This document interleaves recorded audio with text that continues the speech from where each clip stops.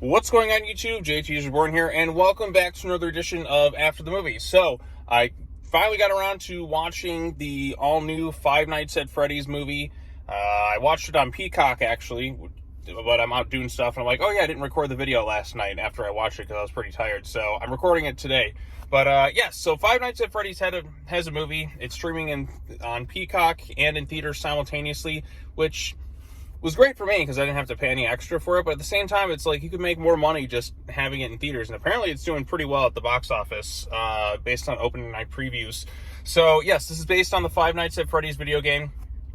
Now, I have to reiterate, going into this movie, I'm not a big expert on Five Nights at Freddy's. I mean, I've seen a couple videos of people playing the game, and I kind of know a little bit about like the lore and stuff, so I'm not 100% sure how 100% faithful this movie adaptation is in comparison to the game. So I'm not coming at it from the perspective of a hardcore fan like I do with several other movie to video game adaptations like Uncharted. I was a really big fan of that, and I left the theater pretty disappointed with that film because I have such a high standard for Uncharted. So going into Five Nights at Freddy's, I have like no expectations for this movie, but you tease me with killer animatronics and you have Matthew Lillard in there, so those are two pluses for me. So going into this thing, I'm like, okay, this seems like it could be kind of a fun movie. And after seeing it, I think my overall impression is I think the movie is just perfectly okay. The big problem stems from the fact that this is a PG-13 movie, and the material here with killer animatronics murdering people should be a hard R, and it should be more of a fun, entertaining, over-the-top movie. I think the film sometimes is a little bit too serious in a way. It's not schlocky enough, and I think that's a bit of a mistake with this thing by not having it go kind of full schlocky horror fun, and it kind of takes away from it. Now, there are good aspects to the film. I think Josh Hutcherson is a pretty good lead. He has a sympathetic kind of backstory here, and you kind of understand his perspective with things. And also, the animatronics themselves look pretty cool. I mean, there's a lot. I always admire good practical effects in movies, and when I can see something practical and on screen like these animatronics are, I think it's really good. Now, there are some instances where they're obviously CGI, but for the most part, when these animatronics are moving around and stuff, it's practical. It's there. You can react to it. You can kind of feel something. And that aspect of the movie is pretty good, per se. Now, in terms of its story and all that, if you're not somebody who's familiar with the games or knows anything about Five Nights at Freddy's, I can't really see why this would be, like, such a beloved, like, movie per se. I mean, granted, I'm coming at this from the perspective of somebody who's not like really well versed within that lore or anything like that, but I'm just judging it strictly as a movie, and strictly as a movie, I think it's just okay. Like I said, I think the PG-13 rating really holds this thing back from going as far as it could. It's like the movie Megan, when that came out earlier on this year. PG-13 held that movie back from being more entertaining, but Megan, I think, is a better movie than this one was. So there are good aspects to it. I think the way the story is kind of handled, it's a little bit kind of messy at times, and it's a little bit confusing. You're kind of wondering how a lot of the stuff kind of goes together. Again, I'm speaking on behalf of somebody who's not a big expert on the Five Nights at Freddy's lore in this, but if you kind of want to know the basic gist of the story, I'm not going to get into any real spoilers with this thing. I say judge for yourself. If you're a fan of the games, maybe you'll come away with a bit of a different take than I have, but as somebody who's not like a big avid Five Nights at Freddy's like fanatic or anything like that, I mean, I just thought the movie was all right. But the basic gist of the story is there is a security guard played by Josh Hutcherson who gets a job as a security guard at Freddy Fazbear's Pizzeria, which is an old 80s arcade, and you have these animatronics that are possessed by the ghosts of undead children who go on murderous rampage. Now, that alone sounds like a lot of fun. It kind of reminds me of that Willy's Wonderland movie with Nick Cage, although a bit of a different storyline, but I think that movie is more fun than this one. It wasn't based on a massive IP. Like, if you took that movie and just kind of, like, fused it with Five Nights at Freddy's, I think we would have a much better film. But again, I think this is like the hardcore fans may come away enjoying it. But like I said, he's there, and then the machines come to life at night, and they kill a bunch of people. And the most fun sequence in the movie is when these animatronics do start to kill. But again, it's held back by it being PG-13. I want like hard R, I want carnage, I want everything. But,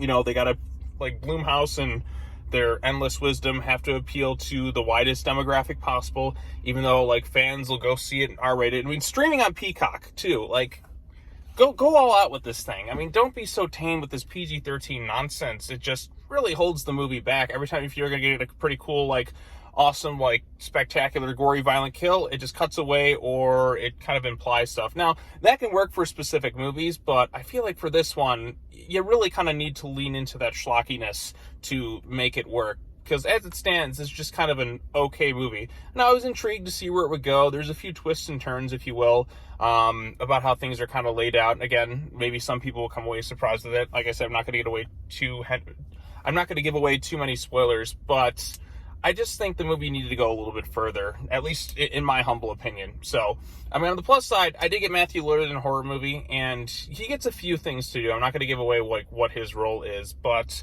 it kind of made me miss him more as Stu from Scream. But again, he's not allowed to go that far, if you will, like he did in Scream. And I think, like I said, he's held back a little bit by this movie too. Like I said, Josh Hutcherson's pretty good, and the story with him is kind of interesting enough, but it's a little bit kind of confusing at times as to what's going on, at least in my opinion.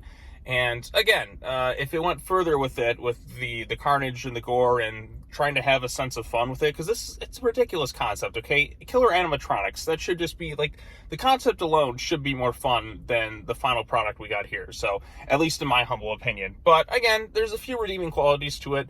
It's not a movie I'm really going to remember all that much. It's not really all that scary, or it's not super tension-filled from start to finish. There is a female cop character who shows up in this, and I'm kind of wondering, like, does she even have a job? Because she spends most of her night just at this thing with Josh Hutcherson's character, and I wonder if she's actually a real cop to begin with, because, like I said, she, like, never really does much for a job as a cop, if you will.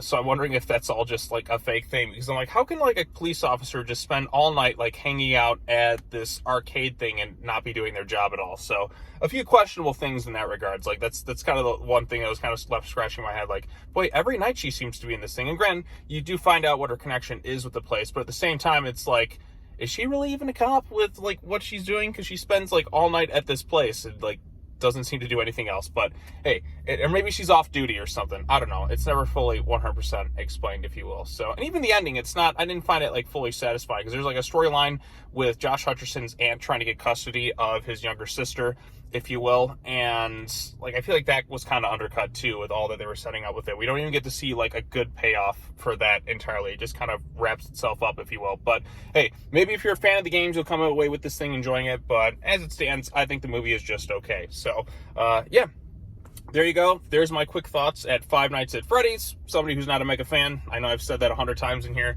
I thought it was just all right, but maybe if you're a fan of the games, maybe you'll come away a little bit happier. It's kind of like the Mario movie, I guess, like, where that movie critically wasn't the strongest thing, but I think fans of the games and I think general audiences just like the movie. So, I mean, I like the Mario movie quite a bit, although I still think the best video game movie is still, like, Sonic the Hedgehog, like the first two Sonic movies. I still stand by those being pretty solid movies in general. So this one, it kind of misses the mark for me, but hey, it's not the worst thing I've seen. So I'll probably just forget I ever saw it in, like, a week or two and be like, oh yeah, that was a movie as well. But hey, it's going to do well at the box office. Now the question will be is if it has any legs, and I'm sure they'll greenlight more sequels. But hey, it's looking to do a pretty huge opening. The budget of this thing wasn't all that much, but you could spend worse movies to see. There are worse movies to see this time of year, if you will. I mean, this is more entertaining than The Exorcist Believer was, so I'll give it that. But anyways, that's all I have to say. As always, take care now. Bye-bye then, and I will see you all in the next video. Peace.